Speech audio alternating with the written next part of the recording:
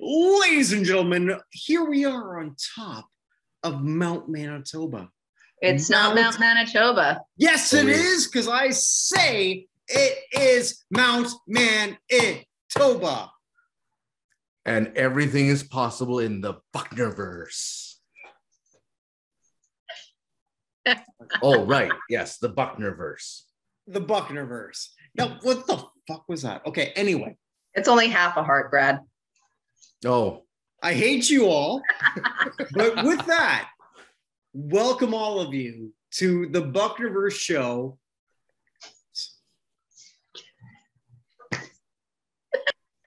Is it a flying C or? You won't fly. It's just an open hand. But it could be like jazz hands. Just shut up, both of you. He's the Karate Kid. He's only waxing on a little bit.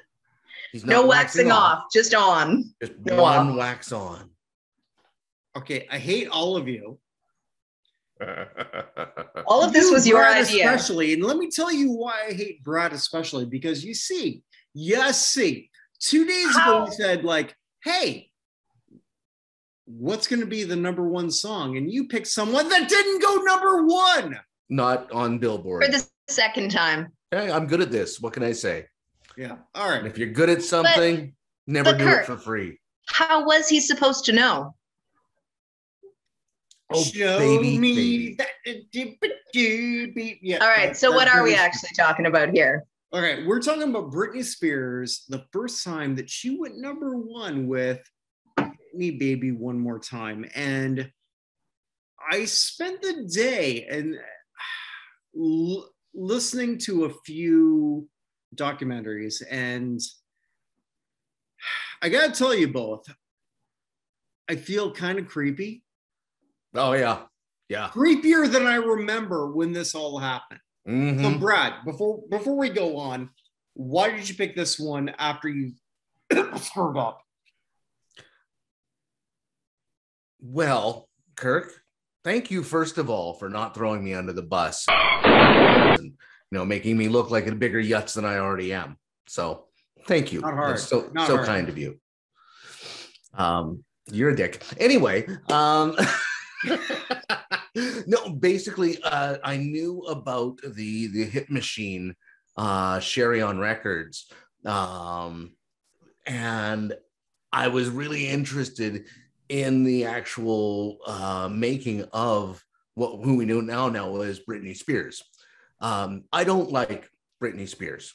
I have very little respect for her or her music. However, that being said, as an individual person, this girl has been through the ringer. And I was all about the whole Free Britney thing because she should be allowed to be the trash fire that she's going to be. Agreed. Okay. It's not even classy enough to have a whole dumpster involved. It's just trash. So she should be absolutely allowed to be whoever she's going to be. I mean, live your best, trash fire. Come on. Exactly. Okay. So we have the dumpster. So we're looking at this dumpster. We're looking at the first dumpster, and yes, in terms of Britney Spears, I'm trying to remember, and this is just going back from my origin story, the origin story of the Buchner. Ooh, we're getting into the Buchner versus origin story.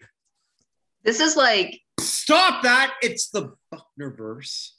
How far into the Marvel universe did you get before we started getting or I guess actually that started right at the beginning. So anyways, let's talk about Buchner's origin story. All right, no, I'm just going to tell you about the first time that this became a song for me, which would have been in my mid to late 20s, and I would have been with my first wife. Hey, if you're watching, go fuck yourself. And you saw a teenage girl dancing around in a super cropped high school uniform? Well, my version sounded better, but yes. This better not awaken anything in me. By the way, I just want to point out, can I just point this out there, Andrea, before you did that, and Brad? Hey, first wife. You look like trash. Huh? Anyway, glad you were able to get that off your chest, and hope that we were cheaper than therapy. Yes, and yes, and yes. So this was okay. We didn't start the fire, but this was the spark that ignited it, huh? Yeah, you like that? We didn't start the fire. No, I did, but I mean, like, okay, so I have to go back. So I would have been in my late 20s, which I did not know that she was only 16 when this came out. Oh, yeah. So I would have been like 27, 28. So when I'm watching that, it's like, yeah, now knowing what I know, like. But it was engineered to make dudes up to like 40 go spring. Because when a girl walks in with an itty bitty waist and a schoolgirl outfit in your face, you get sprung. Okay, but no, she was though. She's engineered to look like she's older, pretending to be a high school girl, sure, when in fact she was actually still a teenager. All right, but at that point, so she would have been 16 when she did that video, but at that, she was, and you talk engineered, Andrea, and that's a great word. She was in what, Star Search? She was in the Mickey Mouse Club, wasn't she? Well, yeah, she was a Mouseketeer. Star Search. She was also, her mom fired in a bunch of videos to, I can't remember which studio, of her doing karaoke to a bunch of different songs. Yeah. All right. So like her mom and her, for the years going into it, this is not something that was, hey, Britney came out of nowhere. She did not come out of nowhere. No, this is Thin Honey Boo Boo. Right. Yeah. So like here we have somebody who in 98, was it 98? 99. Okay, 98, 99, it doesn't matter. Doesn't. It doesn't. No. That came here to be a star. And I was doing my research, and a lot of it said that, okay, well it's not going to work because nobody wants a female at this point. No, we were living saying, in the age well, of boy you're bands. not going to have another Madonna or another Tiffany or another Debbie Gibson. So why bother trying? Which is stupid considering how many times that happened before. So, but right now, at that time, the flavor of the day were these engineered boy bands. Yeah, 100%. You had Backstreet Boys, you had NSYNC, you had whatever the hell. I mean, they're just like all of these different boy bands were, and that was the flavor du jour. Right, but it still didn't seem like it was going to, when they said like, oh, this wouldn't work, like, are you not paying attention? No, it's going to work. And there for a while as well, you also had the Britney Spears, Christina Aguilera kind of battle going on with Pink coming up from behind. Which didn't happen until little later. This is really the start of that late 90s, early 2000s girl pop sound. Mm-hmm. It was apparently turned down by multiple other bigger groups. TLC turned it down. TLC turned it down, and NSYNC, I believe. Boys. Was it Backstreet Boys or NSYNC? It was one of them. They're interchangeable, aren't they? They just swap pretty much heads. Okay, yeah, but are we talking this particular song? But yeah, that's what I'm saying. This particular song was turned down by several big names of the day, and then turned into a massive hit by turning it into a teenage sex pop. Okay, so let's look at the song itself. Go back a couple of years from this, and you've got Madonna selling her music with her body. So I'm not judging. The recipe is no different. Okay, it's the same thing. The Backstreet Boys are selling their teenage heartthrob music with teenage heartthrobs and the whole 9 yards. It's just, Madonna, Britney, to a point, Christina, and many, many others as well, were basically, it was musical prostitution. if you would. All right, but let's look at the song though itself, because we've talked about some other songs that had that, what's the word I'm looking for? That hook and bum bum bum bum. Yeah, 100%. And this is another Swedish engineered song. You know, these were the hit makers, and that's the interesting part about this hit, is that nobody knew that this was Max Martin and Sherry On with Dennis Pop at the wheel. All right. But this company basically creates hits. That's what they do. They've launched these hits out. And so Max Martin wrote this song under the Sherry On banner, and wound up, he didn't realize, like, his English wasn't 100% perfect. So the "Hit Me Baby One More Time" was supposed to mean, hit me up on the phone, give me a call. And that actually was one of the reasons that TLC said that they turned it down. It's like, I'm not saying "hit me baby" was what Lisa Lopez was quoted as saying. So understandable there. But it landed on the right person at the right time. Britney's team got it. And it came out of this hit machine, which is kind of fascinating. Well, also, it's why they changed the name from "Hit Me Baby One More Time" to just "Baby One More Time," because baby one more time. Yeah. It would reduce the implication of domestic violence, I guess. But which was never the intent. But 20 years earlier, back in my day, I was wearing an onion on my belt. Right. Okay. Well, okay. So then I'm just throwing this to you, Brad, because, Andrea, she's a youngin'. She won't know this. But Pat Benatar. Love is Battlefield. Pat Benatar. No, I'm not going with Love is Battlefield. Oh, okay. I thought you were going with a domestic abuse thing. Hit Me Baby. Hit Me With Your Best Shot. Thank you. Yeah. Right. Because like the same type of verbiage did occur. Yeah, absolutely. And you're real tough cookie. And was that what she meant? No, it was she was talking about you're a real tough cookie with a long history of breaking little hearts like you wanted me, like the one in me, sorry. Right. And so she's just like, go ahead, try to break my heart. So it's not the same, but yeah, 100%. I mean, you can see how people could misconstrue it if they don't look any deeper into the lyrics. Now, I was looking at a few things here before where it said like Britney Spears, this was like one of the greatest number ones or the greatest openings. Yeah, absolutely. It rocketed her to number one. Yeah. And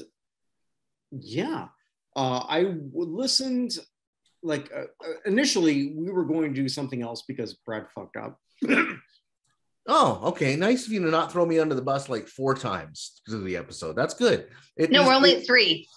I know, but I'm waiting. And Kirk, that type of behavior, your honorable way with which you conduct yourself by not throwing me under the bus, speaks volumes about your character. I have no character. That's exactly what it says. Yeah. Yes, I've got no character as opposed to the death threats I've already gotten, by the way. But anyway. Related to our show or to one of your other shows? No, just me. Oh, so the ex-wife. No. No, but that's another story for another time. Okay. For another time. No. Our shows, I just have to crawl into a crevice. Back into your crevice from which you came. From which I came. Yeah. No. So who doesn't love a good crevice crawl though? It beats the walk of shame. It's true. And my crevice is quite cozy. It's well decorated. Brad. So how about that weather? We sure have been having a lot of it. So lately. let's get back to Britney Spears here. I'm sure her crevice is well decorated. Bejazzled. I don't even know what we're talking about. I lost my crevices and the decoration. Baby, one more time. Yeah. Okay. So I'm actually sort of glad that we looked at this point, because when we look at Britney Spears, we could have done multiple number ones, right? Oh, yeah. We're focusing on this particular one. I listened to multiple documentaries. Yep. As we sort of went. And, realistically, like, what do we have here? What do we have here when we're looking at this particular song? Could this have worked for other artists? Absolutely. I think Christina Aguilera, who was only a few months after. Yep. It would have worked well for the Backstreet Boys or NSYNC or any one of the other boy bands out there. Right. Okay. It's got the same vibe, and it's by the same hitmaker company that was creating a lot of Backstreet Boys songs anyway. So it's hooky, it's poppy, it's got a fast tempo to it, and the lyrics are punchy. And it's good. I hate to say it, but I agree with Kirk here. It's actually not a bad song. It is absolutely a bad song. If I will sing it at karaoke. If you listen to the lyrics, that doesn't mean it's good. 100% terrible. The lyrics are terrible. The construction of the song is excellent. Okay, so it balances out into a mediocre pop song. It actually makes a great pop song. Yeah, it's got the lyrics are terrible but catchy. Yes, 100%. There's a lot of that out there. Because in doing my research on this song, I've been wandering around, bum bum bum. Oh, baby, baby. Oh, no, she's tired. Oh, baby, baby. When did this start with the terrible pronunciation? When did that become a thing? It's gonna be my, it's like they've been hit in the head a couple too many times. I think this is going to be like the biggest song, in my opinion, of her career. I think it was. Yeah, when we look at some of the other ones, like my other one, my favorite personally is Toxic.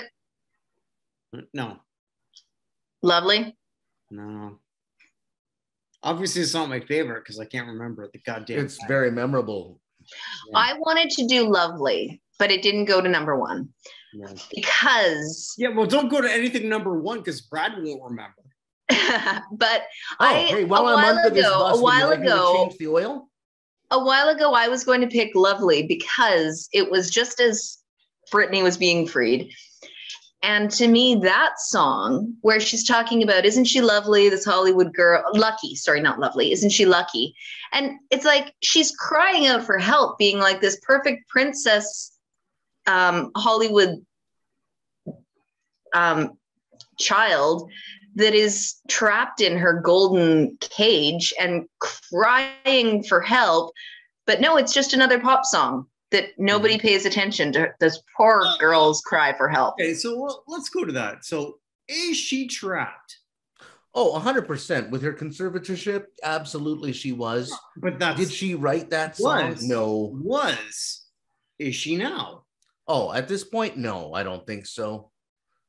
I think she is still so scrutinized, but I think that she has a lot more support now as people have realized what she's been through over the last 20 years. Yeah. But she was, as I said before, she was engineered, she was manufactured. There's some interesting articles and interviews with her sister talking about the Britney machine. And I don't know that her sister even sees her as a person anymore. Because when she was growing up, it was all about making Britney famous and Britney's fame and Britney's position. Okay, so whose fault is that? It's her parents. Absolutely. Right. Because I mean, she was basically a pageant baby. She's no less disgusting than these children that they parade up in horse costumes on these pageants. Right, I'd say it's worse because this is on a much, much bigger scale. Yeah, I don't mean that Britney's disgusting for having done it. I mean that the visual and the exploitation is disgusting. Okay, so let's go a bit there. So like we've got somebody who at age 10 did the Star Search, right? Yep, she Right. was being thrust into the spotlight at an early age. Okay, so like whose fault is that? Are we looking at the person who said like, okay, like my kid's talented, or I'm a complete, I'll say it, a cunt that's going to sort of like say that. I think generally in these circumstances, you've got a parent that potentially was somewhat talented themselves, but feels like they were held back by their parents. So they force their dreams upon their children. Mm-hmm. Yeah. But if your kid is talented and you want to go up, absolutely go ahead and do that. But let's not take advantage, because I think Britney's mom and dad, judging by all accounts that I've read, the dad too. Yeah, the dad. Well, the dad's the one that got the conservatorship. I mean, they were looking at, okay, I found the golden goose. It continues to lay eggs. I'm going to make sure that I don't lose this egg laying machine. And so that's what Britney turned into. All right. So I'll say this, like 2 years ago, for whatever this is worth, which is nothing, because whatever I say is worth nothing. Anyway, so Pal, my wife, the greatest thing, Pauline, right? So we're driving from Arizona through Vegas for a couple of days. And there was like two things that we could possibly do for a night. One's Britney Spears. The other one's something else. And we went with this something else. Looking with what I know now, I'm glad we went with this something else. Not because I think Britney Spears wouldn't have been entertaining, just because she wouldn't have got the money. Does that make sense? Yeah, well, she wouldn't have. Her conservatorship would have. And I mean, she had a pregnancy clause sitting in there that she was not allowed to get pregnant, because that would stop the golden goose from laying eggs and the whole 9 yards. I mean, it was absolutely a hostage situation. And I don't think there's a gentler way of putting it. No. Well, there wasn't. So let's go back here. So we've got somebody who was 16 who was sexualized. Not the first time that's happened. Nor the last. Nor will it be the last, male or female, because that's just how it is. So, what do we do going forward, or what do we do going backward? I don't know. As consumers, we stop consuming it, but that's not going to happen. And as record execs, they're not going to stop creating their golden geese. Why would they? It doesn't make sense. So they're going to continue pushing that line, because in no way was Britney lewd in this video or anything like that.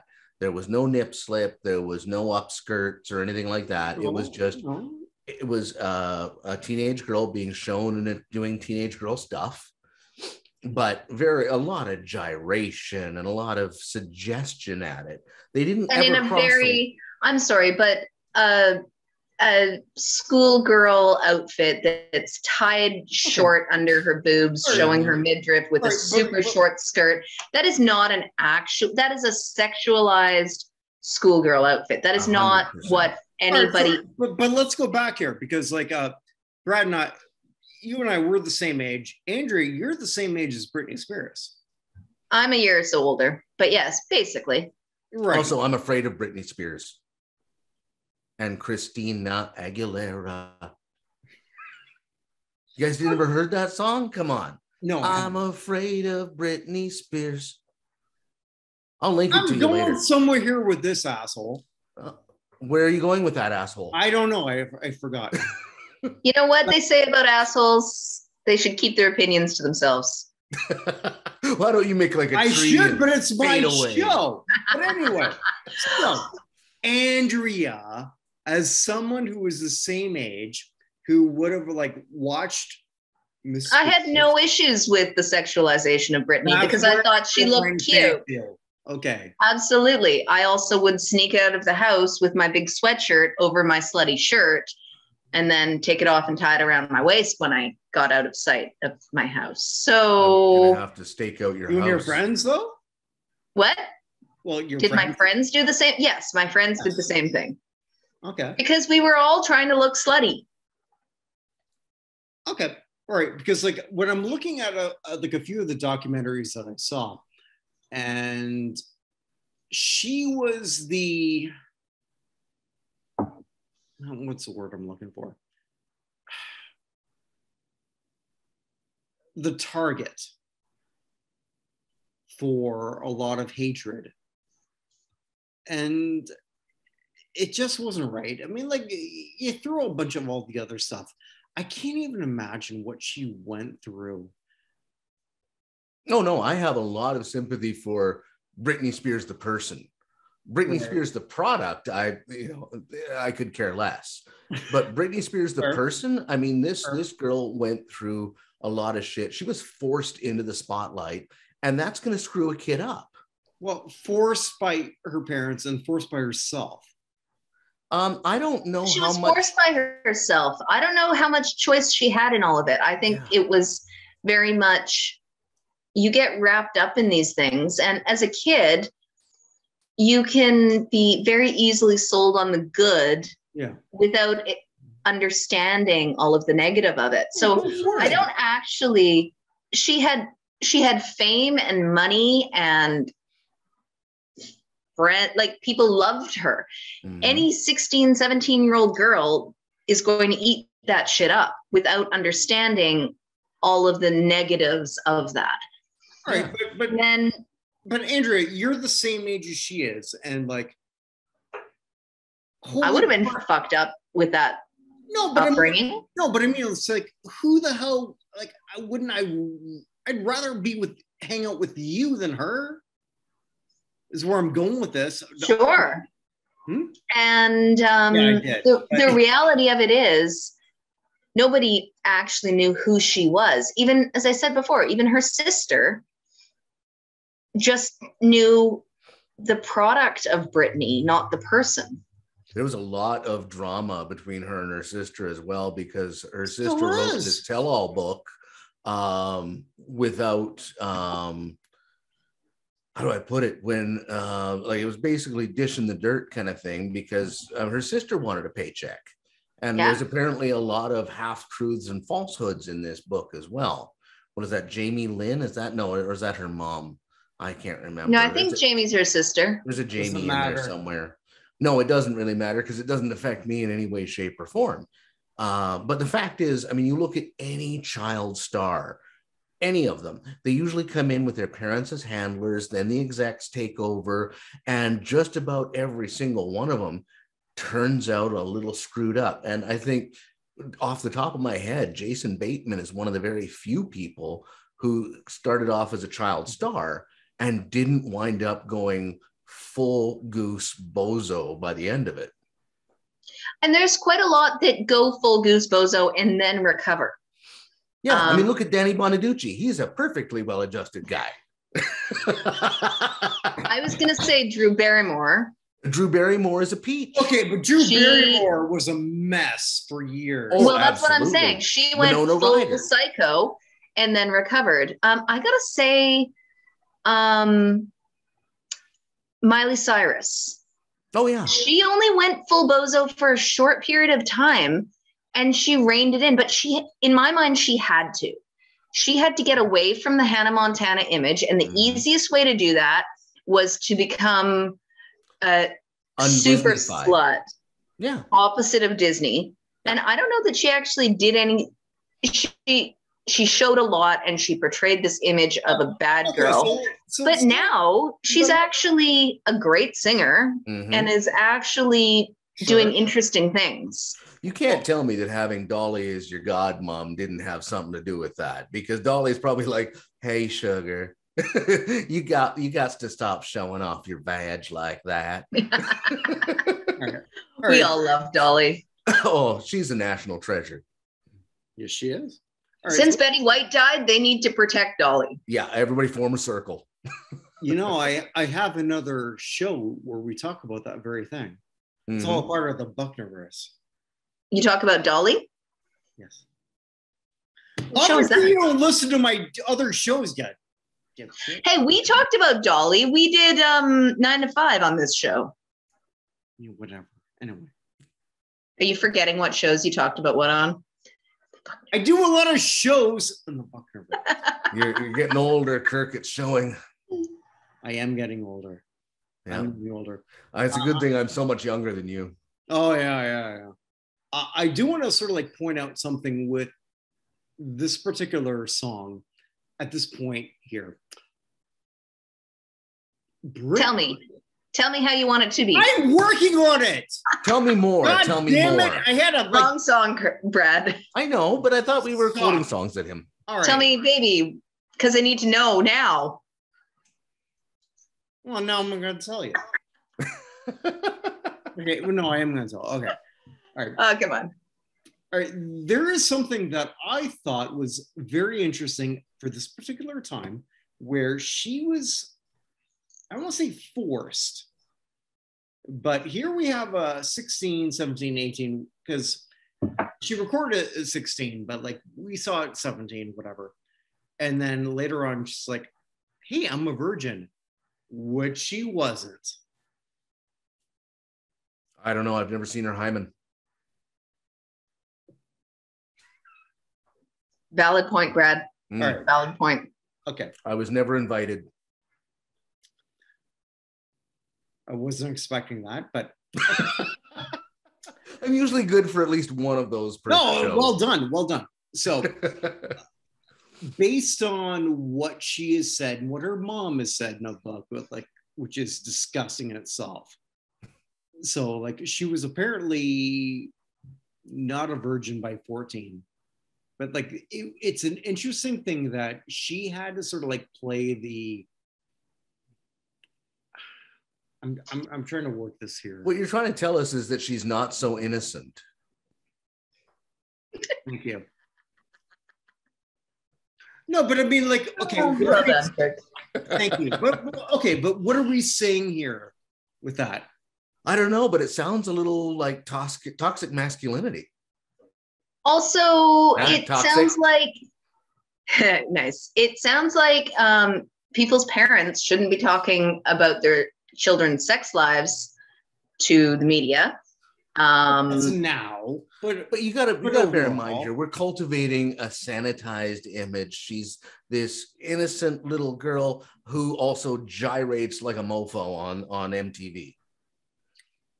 That's to Brad's point. I mean, yeah, like it's the whole Madonna whore thing happening. Yes. It happens in TV, Yes. It happens in music, and the whole line. A woman is, for whatever reason, not allowed to own her sexuality without being labeled as a slut or something like that. And I personally, to me, it makes no difference because it should be the same on one foot as it is the other. If a guy gets up there and gets Tinder, by the way, kids. But anyway, if a guy gets up there and rips his shirt off and right. gyrates and is all Ricky Martin there for a little, it should be no different. It should be no different, for a woman to do the same. I agree with you. It's just something that was very interesting, like to me. Well, the media creates it because people crave it. Well, it does and it doesn't. Here's the thing that we all hate is a liar. 100%. Right. And so the media will pillory you for it. You start putting out that, oh, she's so innocent. Oh, she's not that innocent. She's not that innocent. Right. It's going to create exposure, and any exposure is good exposure.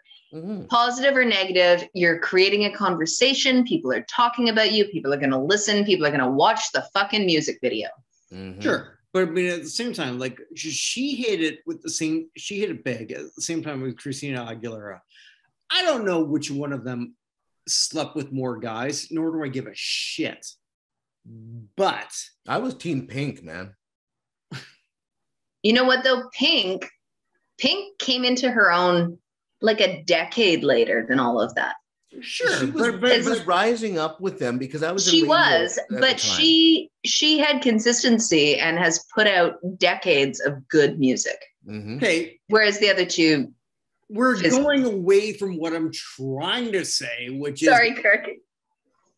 Which is essentially, it doesn't even matter what sexuality it is. If Brit, what, you shake your head?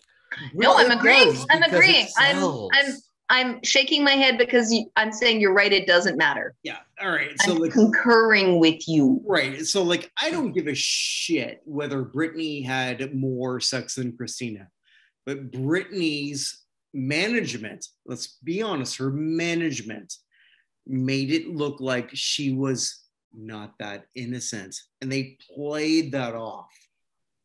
Oh yeah, but like Andrea was saying before, I mean, they're going to play to what sells, and sex has all since the time we were drawing on cave walls. Sex has sold, and it's not going to change anytime soon. It doesn't matter. That's human nature. It's just going to be. We are going to be attracted to what our genitals are attracted to. Okay. So we're not gonna. So we'll buy the thing that will get us laid. They created her to be sexual, whether she was or not. But then I also still maintain playing up the, as Brad said, the Madonna horror thing creates talk, and it creates awareness in the sense of so then how people are talking about it, people are going to listen to it. How much was she aware at that point that was happening? She was a fucking teenager, and having been a teenage girl, I didn't separate good from bad attention. I agree 100%. So when I was a teenage girl, I felt the same. As a 17-year-old girl with big boobs and a relatively pretty face, I didn't understand the difference between the dude's sexual attraction or actual affection. It was all good attention at that point. Mm-hmm. And when you've got management standing beside you or in front of you or whatever and saying, okay, if you do this, then the result is going to be more money and more fame, then Britney's like, well, I'm going to do that then. You know, yeah. I'm not saying she's dense. I am saying that she was definitely led down the little candy cane path, and she had, how do I put it? She had handlers convincing her, whether that's family or agents or whatever, convincing her of this is the way you're going to go. And that's why, if you check out her Instagram, she's gone a little crazy now that she's not controlled. Well, okay, gone crazy. She's been crazy for a long time. No, not crazy. She's let loose. She's like, I don't mean like she's lost her mind or anything, but I mean she's letting loose. She's doing nude shots with, she's covering up a titty and the whole 9 yards there. And I honestly don't think there's anything wrong with it, because there's a lot of women out there who aren't famous who are doing it. And it's her expressing her own freedom now that she finally has it in whatever way she chooses. Now that she's 40, and still looking damn hot. Mm-hmm. Great. Now she's in control. She has agency, and what she does with that agency, I don't see that anybody should get involved with it until it gets illegal. But the thing is, at 17, it's a different thing, and it is, she was led. She was told, do these things and you will be famous. And as a 17-year-old girl, basically a 17-year-old girl that's up on stage wanting to be famous, because not all do, obviously. You know, she's not yet a girl, but yet a woman. Oh, but nice. Thank you. She was told to do things and she would become famous, and she did. And she fed off of the notoriety and the attention, as most teenage girls do. Mm-hmm. And I don't want to be judged for the stupid decisions I made at 17. Let's wrap it back. This song is still good. It's an awesome song. I would argue that it's not. Could have done that. You don't think so? No, this song is just absolute trash. Brad, sometimes you're wrong. Okay, no, I know, but I don't like to be, so I'm going to pretend that I'm not. All right, no, I think, okay, well, Kirk and I think you're wrong, so therefore Oh, you're I'm outvoted outvoted. here. No, I think Damn. for a pop song, I think it's brilliant. Yeah. I don't think it's objectively good. I think it is great for what it is. Yeah. It's a house with a very good foundation, except it's got crepe paper walls that a hobo pissed on. Still no, not going to agree with you on that. No, it's a well-crafted pop song. Lyrically, it's great, completely awful. It's a well-crafted pop song. Let's just stop there. He's also upset because like the one he wanted to have was not number one. But anyway. No, and honestly, Oh, that's a fourth or fifth time. I think we're at 5 now. But honestly, I had thought that chicken Savage cherry Garden cola was, I had thought that Savage Garden was a product of the same hit machine.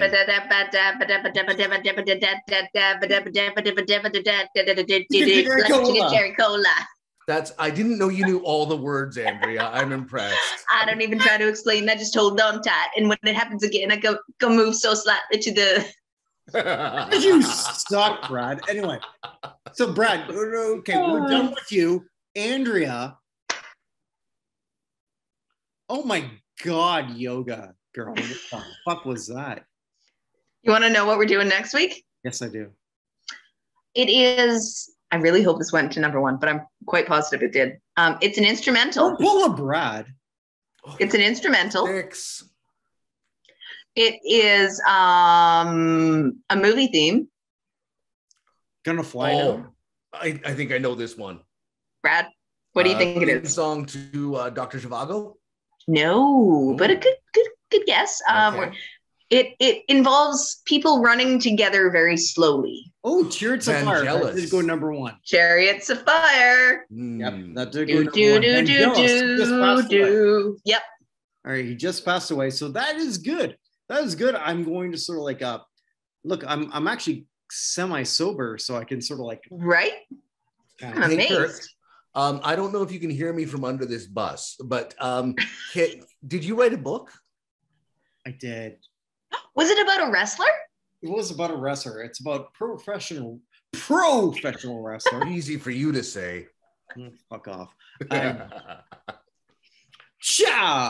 Bo Guerrero Sr. He's not with us anymore, but hey, you can see what he did. You can read what he did. What a great Father's Day gift. Oh my God, yes it would. Mm-hmm. Yes it would. Yes it would. It'd be a great Father's Day gift. You can get that on Amazon, Chavo Guerrero Instant Classic, and hey, all sorts of other things on the Buchnerverse. I was going to ask about the Buchnerverse. Kirk, what's going on in the Buchnerverse? Oh, Hey, that is don't you talk about Hall of Fame? God damn it. You talk about the Hall of Fame. What about the Hall of Fame? I say a lot of things about the goddamn Hall of Fame. Lots of Hall of Fames. You could have left it. I'd say a lot of things. Oh, for fuck off. Anyway. Sorry, I didn't realize you could hear me way under the bus here. I was it's all good. changing the oil, checking the tires. It's all good. Well, one thing that we're going to be doing soon is about the Hockey Hall of Fame. The Hockey Hall of Fame. Brad, you know about the Hockey Hall of Fame, no? I know the good old hockey game. Brad doesn't know about the sports puck. It's the best game you can play. Yeah, but he knows this. The best game you can name is the good old hockey game. Come on, rhyme, Brad. I'm putting together a crew where we're going to be asking, hey, who should be in the Hockey Hall of Fame? And they're going to be from Canada and from the United States. And that's I watched Shoresy. Does that count for knowing sports? Yeah, no, for shit. Anyway, so that's going to be coming here. So look for that on the Buchnerverse. Hey, don't you have a sister show to us that's like about TV? I do. I have, thank you. It's a should get TV you show some like, key cards. actually coming up right now. It's actually out now. It's actually out now. It's like, hey, You get into my car. Brad, I hate you. But anyway, Oh, I wish that went to number one. Brad, I hate you. Brad, I hate you by the Runaways. Anyway, No, it's a show about like, hey, how the hell was this? Why the hell was this on national television? Mm-hmm.